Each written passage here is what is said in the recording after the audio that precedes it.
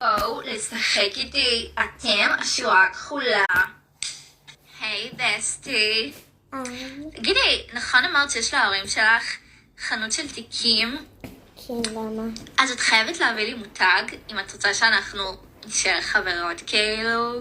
מה את רצינית איתי? כן, אני לא יכולה שרק את תסתובבי עם מותגים, אני מלכת הכיתה כאילו, you know. מי בכלל? סליחה? כולם פה שונאים אותך? נכון, כי הם מקנאים בי כאילו, דה. את יודעת מה? אני צריך להיות חדשת להיות יותר דוברת ממך. דה. סבבה, מה שתגידי, whatever. בלעדיי, את כלום. ביי. ביי ביי.